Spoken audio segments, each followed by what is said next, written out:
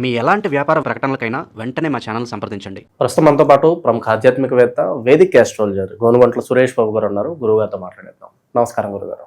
మణికంఠ గారు నమస్కారం అండి. గురుగారు, జూన్ నెలలోకి మనం అడుగు పెట్టేసాం. మరి ఓవరాల్గా ఈ నెలలో ప్రత్యేకమైన రోజులు ఏమేమి ఉన్నాయి, ఆ రోజులను ఎలా వినియోగించుకోవాలి, ఓవరాల్గా ఈ నెలలో వీళ్ళకి ఎదురయ్యే లాభ నష్టాలు మంచి చెట్లు ఎలా ఉండబోతుంది? సో ముందుగా మనం అమ్మవారిని ప్రార్థన చేద్దాం, అందరికీ చక్కగా ఉండాలని. ఓం గం గణపతయే నమః. స్వర్ణలక్ష్మి నమస్తే అస్తు పరబ్రహ్మ స్వరూపిణి రాజ్యం దేహి ధనం దేహి సర్వ కామాంచ దేహి మే. 12 రాసుల వారికి చక్కగా అమ్మవారు ఈ వచ్చే జూన్ మంత్లో ప్రతి ఒక్కరికి బ్రహ్మ జ్ఞానం ఇవ్వాలని, తద్వారా అందరూ హ్యాపీగా ప్రతి నిమిషం ఉత్సాహంగా ఉండాలి. వాళ్ళ లైఫ్లో ఎలాంటి చీకులు బాధలు లేకుండా ఎప్పుడు నవ్వుతూ ఉండే ఒక సామర్థ్యం వాళ్ళకి ఉండాలని, అలానే ప్రతి ఒక్కరికి అధికారాన్ని, పవర్ని, స్టేటస్ని, వాళ్ళ మాటకి ఒక పలుకుబడిని, ఒక గౌరవాన్ని ఇచ్చే విధంగా ఉండాలని అమ్మవారికి కోరుకున్న. రాజ్యలక్ష్మి కటాక్షం ఉండాలని, ప్రతి ఒక్కరికి ధనం విపరీతంగా ఉండాలి. ఇది ధనం లేదు, ధనం వల్ల మీకు ఈ పనులు చేయలేకపోతున్నాం అలాంటి ఫీలింగ్ లేకుండా అలా ప్రతి ఒక్కరికి ధనం చక్కగా సమృద్ధిగా ఉండే విధంగా అని మనం అమ్మవారిని కోరుకుందాం. ముఖ్యంగా నాకు బాగా నచ్చింది ఏంటంటే సర్వకామాంచ. ఓకే, అనుకున్న కోరికలన్నీ తక్షణమే. ఎందుకంటే మనం చాలా విషయాల్ని అధికారంతో, పవర్ తోటి కొనలేము, చాలా విషయాలు ధనంతో కూడా చేసుకోలేము. ఇవి కాకుండా అమ్మవారి కృప ఉండటం వల్ల ఇంకెలాంటి కోరికలైనా నేర్చుకోవచ్చు. కాబట్టి సర్వకామార్థ సిద్ధి సర్వకామాంచ దేహిమే. అమ్మవారిని మనకున్న ప్రతి కోరిక కూడా ఇమ్మీడియట్గా తక్షణమే ఆ కోరిక అలా రావటం, అలా ఇమ్మీడియట్గా మనకి అనుకున్న పనులు జరిగే విధంగా అమ్మవారి యొక్క కృపాకరణ మన మీద ఉండాలి. ఈ రాశి ఫలాలు వాళ్ళకి అందరికీ, చూసిన వాళ్ళందరికీ 12 రాశుల వారికి ఉండాలని చెప్పేసి, అందరూ బాగుండాలని చెప్పేసి మనం కోరుకుంటూ ముందుకెళ్దామండి. ముఖ్యంగా మనం ఎప్పుడూ చెప్పుకుంటూ ఉంటాం, ఆ ప్రతి ఒక్క మంత్కి కొన్ని విశిష్టతలు ఉంటాయి. ఈ జూన్ మంత్ వచ్చేటప్పటికి అధిక జ్యేష్ఠ మాస పౌర్ణమితో స్టార్ట్ అయ్యి నిజ జ్యేష్ఠ మాస పౌర్ణమితో ఎండ్ అవుతుంది. అంటే 2 పౌర్ణముల మధ్య ఇది ఉంటుంది. ఇందులో ఫస్ట్ 15 days మనకి అధిక మాసం కాబట్టి పెళ్ళిళ్ళు, ముఖ్యమైన కార్యక్రమాలు ఉండవండి. కానీ 15వ తారీఖు నుంచి అక్కడి నుంచి యథావిధిగా పెళ్ళిళ్ళు అవన్నీ చక్కగా ఉన్నాయి. ఈ 15 days కూడా అందరూ ఈ షాపింగ్లు అవి ఇవి చేస్తూ బిజీగానే ఉంటారు. కాబట్టి టోటల్గా ఒక మంత్లీ సెలబ్రేటెడ్ మంత్ అని మనం అనుకోవాలి. తర్వాత ఇందులో ఆధ్యాత్మికంగా మనం చూసుకుంటే ఇందులో ఈ మంత్లో 2 శని త్రయోదశులు ఉన్నాయండి. ఇది చాలా రేర్గా వస్తుంది. ఒకనొక టైంలో 5 మాసాల వరకు, 6 మాసాల వరకు, లాస్ట్ ఇయర్ అనుకుంటా 5 months వరకు శని త్రయోదశ రాలేదు. సో ఈసారి పర్టికులర్గా శనికి సంబంధించిన రాసులు ఎవరైనా బాధలు పడుతూ ఉన్నారో వాళ్ళకి 2 శని త్రయోదశులు ఉన్నాయి కాబట్టి చక్కగా సద్వినియోగం చేసుకోవాలి. వీటితో పాటుగా ఏరువాక పున్నమి అని ఉంటుందండి. అది చాలా విలేజెస్లో ఇంకా బాగా సెలబ్రేట్ చేస్తారు. ఎద్దులకి చక్కగా కొమ్ములకి రంగులు వేసేసి, గంటలు కట్టి, ములికర్ర పట్టుకొని, ఒక తప్పట్లో పెట్టుకొని, అవన్నీ ఏమంటారు భజనచీలు పెట్టుకొని గుడి చుట్టూ తిరిగేసి అక్కడి నుంచి వెళ్ళిపోయేసి అరకలు దున్నుతూ ఉంటారు పొలాల్లో. ఈ ఏరువాక పున్నమి ఈ విలేజెస్లో ఇప్పటికీ చాలా చక్కగా బ్రహ్మాండంగా చేస్తుంటారు. అది అందరూ మర్చిపోకుండా సెలబ్రేటెడ్ లాగా చేస్తూ ఉంటారు. అందరూ చేసుకోవాలని చెప్పేసి అది మనం కోరుకుందామండి. ఇలా అన్ని విశిష్టతలు కలిగిన ఈ జూన్ మంత్లో 12 రాసుల వారికి ఎలా ఉందో మనం చూద్దాం. జ్యోతిష శాస్త్రం ప్రకారంగా ఇంకొక ముఖ్యమైన విషయం ఏంటంటే ఇందులో 5 గ్రహాలు మారుతూ ఉన్నాయండి. గురువు మారుతున్నారు జూన్ 2న, తర్వాత గురువుతో మాటు జూన్ 8న వచ్చేటప్పటికి శుక్రుడు మారుతున్నారు, 21వ తారీఖున జూన్ మారుతున్నారు, 15వ తారీఖు సూర్యుడు మారుతూ ఉన్నారు. 2 రోజుల ముందే అంటే 29కి వచ్చేటప్పటికి బుధుడు కూడా మారుతూ ఉన్నారు. అంటే టోటల్గా 5 గ్రహాల యొక్క ఇంపాక్ట్ ఈ మంత్లో వీళ్ళకి ఎలా ఉందో మనం తెలుసుకునే ప్రయత్నం మనం చేద్దాం. సో ధనుసు రాశి వారికి ఓవరాల్గా జూన్ నెల ఏ విధంగా కలిసి రాబోతుంది, ప్లస్లు మైనస్లు ఏ విధంగా ఉన్నాయి, వీళ్ళు ఎలాంటి జాగ్రత్తలు తీసుకోవాలంటారు? సో ధనుసు రాశి వాళ్ళకి 5 గ్రహాలు మారుతున్నాయి అని చెప్పుకున్నాం. అందులో ఫస్ట్ గురువు మారటం వీళ్ళకి అంతా అనుకూలంగా ఉండదండి. కొంచెం జాగ్రత్తగా ఉండాలి ప్రొఫెషనల్ మ్యాటర్స్లో. ఎవరైతే మేనేజర్ లెవెల్లో ఉన్నారో, లీడర్షిప్ పొజిషన్లో ఉన్నారో వాళ్ళ యొక్క ఇంటెలిజెన్స్, వాళ్ళ యొక్క ఎక్స్పీరియన్స్ అంతగా ఉపయోగపడకపోవచ్చు. అది anyway long run, whole year కాబట్టి మనం ఆల్రెడీ దాని గురించి డిస్కస్ చేసుకున్నాం. కొంచెం జాగ్రత్తగా ఉండాలి గురువు విషయంలో. రెండోది శని కూడా వీళ్ళకి అర్ధాష్టమ శనితో ఇబ్బందులు పెడుతూ ఉన్నారు కాబట్టి, 2 మేజర్ గ్రహాలు ఇబ్బందులతో ఉన్నారు కాబట్టి టోటల్గా ఈ వచ్చే 1 year అంతా జాగ్రత్తగా ఉండడం ఎంతైనా అవసరం. ఇందులోనూ భాగంగా మనకేమంటారంటేనండి, ముందు రాబోయే కాలము ఒక శకునం అంటారు చూసారా, అది ముందుగానే మనకు తెలుస్తూ ఉంటుంది. ఈ యొక్క గ్రహం మారటంతో జూన్ మంత్లో కూడా వేరే వేరే గ్రహాలు మారుతో ఓవరాల్గా చూసుకుంటే వీళ్ళకి ఛాలెంజింగ్గా ఉండే మంత్ జూన్ మంత్ అని మనం తెలుసుకోవాలి. ఎందుకు ఏంటంటే ఇందులో ఉన్న నక్షత్రాలు చూసుకుంటే పూర్వాషాఢ 1, 2, 3, 4 పాదాలు, ఉత్తరాషాఢ ఫస్ట్ పాదం అంతా మనకి ధనుసు రాశిలో ఉంటారు. ఈ ధనుసు రాశితో పాటు మనం చూసుకుంటే వీళ్ళకి పేరు బలం పెట్టి మనం చూసుకుంటే ఏ యో భా బీ భూ దాదా దా భే అన్న లెటర్స్ అంతా కూడా ఇందులో ధనుసు రాశిలో ఉంటాయని మనం చెప్పుకోవాలి.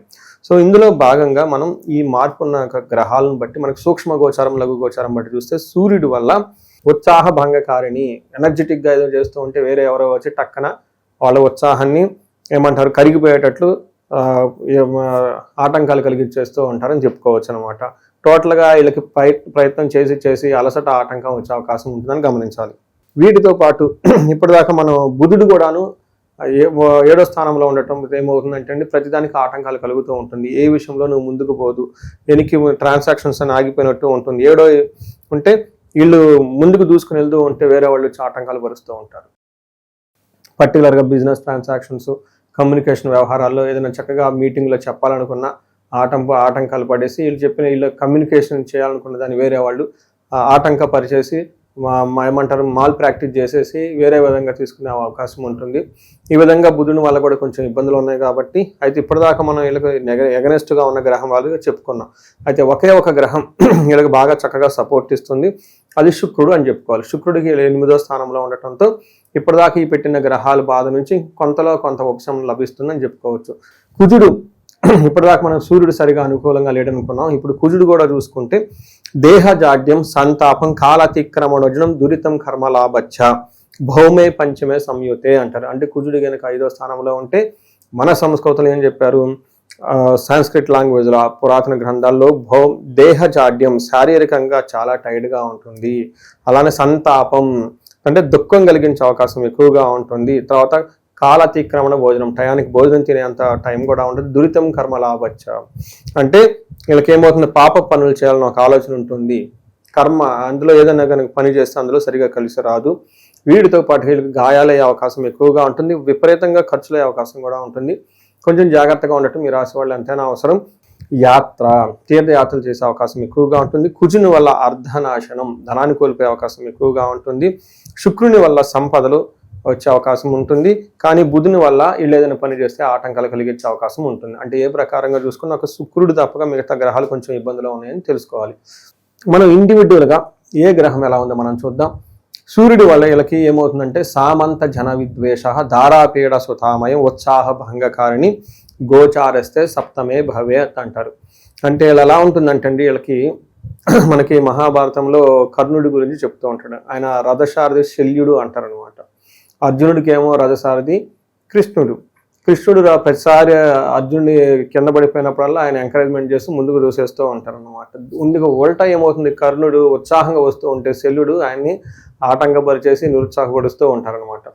అలానే వీళ్ళకి ఏమవుతుందంటే ఈ టైంలో ఈ ఉత్సాహంగా వీళ్ళని పని చేద్దాం అని అనుకుంటే వీళ్ళ చుట్టూ ఉన్న వాళ్ళంతా వీళ్ళని నిరుత్సాహపరుస్తూ ఉంటారు. అది హోల్ సమరీ ఈ మంత్ ఎలా ఉంటుందో తెలుసుకోవచ్చు. వీళ్ళకి ఏమంటే సామంత జన విద్వేష వీళ్ళ కింద పనిచేసే వాళ్ళే వీళ్ళని నిరుత్సాహపరుస్తూ ఉంటారు.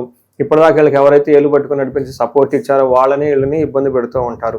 ఇంకా ఎవరు ధారాపీడ సుతామయం అంటే భార్య బిడ్డలు కూడా వీళ్ళకి ఆటంకాలు చేస్తూ ఉంటారు. శుక్రుడు వాళ్ళు వీళ్ళకి ఏమవుతుంది దుఃఖానాశాంత అంటే ఏదైనా ఇబ్బందులు పడినా కానీ అవి మరీ దుఃఖం లేకుండా చక్కగా వాటి నుంచి ట్రబుల్స్ అన్ని పోతాయని మనం చెప్పుకోవచ్చు. మహాసౌఖ్యం చక్కగా సౌఖ్యంగా ఉంటుంది. బంధుమిత్ర సమాగమ బంధువులతోటి మిత్రులతోటి అందరితోటి చక్కగా సంప్రదించుకొని మంచి మంచి నిర్ణయాలు తీసుకునే అవకాశం ఉంటుంది. రాజదర్శనం పెద్ద పెద్ద హైయర్ అఫీషియల్ని కలవటం, వీళ్ళకంటే సీనియర్ని కలవటం, అవన్నీ రాజకీయ నాయకుల్ని తర్వాత గవర్నమెంట్ బ్యూరోక్రాట్స్ని కలిసే అవకాశం ఉంటుంది. అంతేకాకుండా అర్ధప్రాప్తి ధనము కీర్తి ప్రతిష్టలు కూడా వస్తాయని చెప్తూ ఉంటారు. టయానికి మంచి ఫుడ్ తింటూ ఉంటారని చెప్పుకోవచ్చు. అంటే ఇప్పటిదాకా మనం చెప్పుకున్న ఏ గ్రహం అంత అనుకూలంగా లేదు, ఒక శుక్రుడు మాత్రం యోగ్యతనిస్తూ ఉన్నారు. దాంతో వీళ్ళు కొంచెం ఊపిరి పీల్చుకొని జాగ్రత్తగా వెళ్ళే అవకాశం ఉంటుంది. సో వీళ్ళకి ఏమంటే ఫస్ట్ ఒక ప్రికాషన్ కొత్తగా పెద్ద పెద్ద పనులు చేయకుండా ఉంటూ ఉండాలి. అలానే ఆల్రెడీ వాళ్ళు ఏదైనా పనులు చేస్తుంటే అవి చక్కగా చేసుకోవచ్చు. అయితే అందులో కూడా రిస్కీగా ఉన్న పనులు కొంచెం తగ్గించుకొని స్లోగా వెళ్తే బాగుంటుందని మీరు గమనించాలి. ఓకే, ప్రస్తుత కాలంలో వీళ్ళకి ఎలాంటి పరిహారాలు అత్యవసరం అంటారు?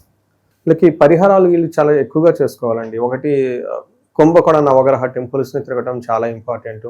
నవగ్రహ టెంపుల్ని తిరగటం ఇంకా ఇంపార్టెంట్. వీళ్ళైతే ఒకసారి వీళ్ళకి మహాన్యాసపూరక ఏకాదశ రుద్రాభిషేకం ఇంట్లో చేయించుకుంటే చాలా బాగుంటుంది. ఇన్కేస్ అట్లీస్ట్ గుళ్ళల్లో ఇంట్లో అంటే కొంచెం ఖర్చు అవ్వచ్చు, వాళ్ళు ఇంటికి రావాలి చేయాలి అంతా ఉంటుంది. అట్లీస్ట్ గుడికి వెళ్ళి గుళ్ళో కానీ చేయించుకుంటే ఈ యొక్క ఉపశమనం నుంచి బయటపడిపోతారు. తర్వాత ముఖ్యంగా వీళ్ళకి శని యొక్క ప్రభావం, గురి యొక్క ప్రభావం అధికంగా ఉండటంతో క్షేత్ర దర్శనాలు చేసుకుంటే చాలా చాలా ఇంపార్టెంట్. ఇందాక చెప్పిన విధంగా కుంభకోణం నవగ్రహ టెంపుల్ తిరిగితే చాలా బాగుంటుందని చెప్పుకోవచ్చు. ఎక్కువగా ఆధ్యాత్మికంగా ఉండటం, యోగా చేయటం, మెడిటేషన్ చేయటం, సేవ చేస్తూ ఉంటే ఈ యొక్క దోషాలు ఏమన్నా ఉంటే పోతుంటుంది. మన పండగలప్పుడు సేవ చేయటం, లేదంటే గుళ్ళల్లో సేవ చేయటం, యోగా చేయటం, మెడిటేషన్ చేయటం, ఇలా ఆధ్యాత్మికంగా ఎక్కువగా కనుక టైం గడిపితే మనకేమంటే ఇంటర్నల్ ట్రాన్స్ఫార్మేషన్, బయటికి లేదేదో చేయాలనుకుండా కొంతకాలం మనం ఇంటర్నల్గా టైం స్పెండ్ చేసుకోవడానికి ఇది బెస్ట్ టైం, ఆధ్యాత్మికంగా ఎదగడానికి ఇది ఒక బెస్ట్ టైంగా మనం భావించవచ్చు. సో ఇందులో పరిహారాలు మనం చెప్పుకుంటే ఒక రీసెర్చ్ గ్రూప్ లాగా, ఒక రీసెర్చ్ లాగా చేస్తున్నానండి. ఎవరికైతే 35 సంవత్సరాల నుంచి 45 సంవత్సరాల మధ్యలో ఉంటారో, కెరియర్లో మంచి ఎడ్యుకేషన్ ఉండి, సక్సెస్ఫుల్ ట్రాక్ రికార్డు ఉండి, చక్కగా ఉండేసి సడన్గా వాళ్ళ లైఫ్లో ఒక క్రైసిస్ లాగా ఉండి, కన్ఫ్యూజన్ ఉండి, ఎటెలాలో అర్థం కాకుండా ఒక స్టాగ్నేటెడ్ పీరియడ్గా ఎందుకు ఉంటుంది, అసలు ఎలా ఎందుకు జరుగుతుంది అనే దాని గురించి నేను రీసెర్చ్ చేస్తున్నాను. చాలామందికి మిడ్ లైఫ్ క్రైసిస్ అంటారు. 40 నుంచి 45 ఈ మధ్యలో చాలామందికి జెంట్స్కి, ఈవెన్ లేడీస్ కూడాను మెనోపాజ్ని, హార్మోనల్ చేంజెస్ అని చెప్తూ ఉంటారు. బట్ మోడర్న్ సైన్స్ అందరితో ఆగిపోతుంది, మిడ్ లైఫ్ క్రైసిస్ అంటారు. బట్ రియల్ లైఫ్లో చూసుకుంటే ఆస్ట్రాలజీలో ఇస్ డిఫరెంట్గా చెప్తూ ఉంటారు. వాళ్ళకి లైఫ్లో ఏమైనా శాపాలు ఉన్నా, యోగాలు ఉన్నా, గ్రహ దోషాలు ఉన్నా ఆ టైంలో కరెక్ట్గా వాళ్ళకి యాక్టివేట్ అవుతూ ఉంటాయి అనమాట. ఈ టైంలో ఎవరైనా కనుక ఆగిపోయి ఉంటే ఒక్కసారి ఇండివిజువల్గా జాతకం చూపించుకొని ఒక్కసారి టోటల్ థరో స్కాన్, వాళ్ళ అసలు హారోస్కోప్లో ఎన్ని 11 నుంచి 13 రకాల శాపాలు ఈజీగా ఉంటాయి, అవన్నీ ఈ టైంలో యాక్టివేట్ ఉన్నాయా, ఏ దశలో, ఈ దశలో ఏమైనా వాళ్ళ జన్మ జాతకంలో దశాభుక్తికి సంబంధించిన గ్రహాలు ఏమైనా దోషాలు ఉన్నాయా, అవన్నీ చెక్ చేసేసుకొని వాటికి సంబంధించిన పరిహారాలు చేసుకుంటే లైఫ్ 10 గంటల ముందెళ్ళే అవకాశం చాలా మందికి ఎక్కువ ఉంటుందండి. చాలా మందికి ఎక్కువగా భార్యాభర్తల మధ్య అన్యోన్యత లేదని ఇబ్బంది పడుతూ ఉంటారు. అన్యోన్య దాంపత్య పాశుపత అభిషేకం, కొంతమందికి పెళ్లిళ్ళు కావట్లేదని ఇబ్బంది పడిపోతూ ఉంటారు. విశ్వావసు గంధర్వరాజ హోమము, జపము, తర్వాత దాన తర్పణాలు చేస్తే ఖచ్చితంగా పెళ్ళి అవుతుంది. చాలా మందికి ఈ టైంలో మనీ సోర్సెస్ లేదంటే ఇబ్బంది పడిపోతున్నాము అనుకుంటే స్వర్ణలక్ష్మి విశేష హోమం అని ఉంటుందండి. ఇది అప్పటి నుంచో తరతరాలుగా ఉపాసన చేస్తున్న మంత్రము. దీని ద్వారా కనుక వాళ్ళకి చక్కగా సంపూర్ణమైన పూజ చేయాలన్నమాట. 1,00,000 సార్లు జపం చేసి, హోమం చేసి, దానాలు తర్పణాలు అవన్నీ చేస్తే, పాశుపత అభిషేకాలు చేస్తే ఆ యొక్క ధన ప్రవాహం వస్తుంది. మృత్యుంజయ పాశుపత అభిషేకము, సంతాన పాశుపత అభిషేకము, వీటితో పాటు వివాహానికి సంబంధించి శీఘ్రంగా వివాహం గురించి, వివాహానికి సంబంధించిన గౌరీ వర పాశుపత అభిషేకము, ఇలా ఎన్నో రకాల మనకి సమాధానాలు, సొల్యూషన్స్, రెమెడీస్ రూపంలో ఉన్నాయండి.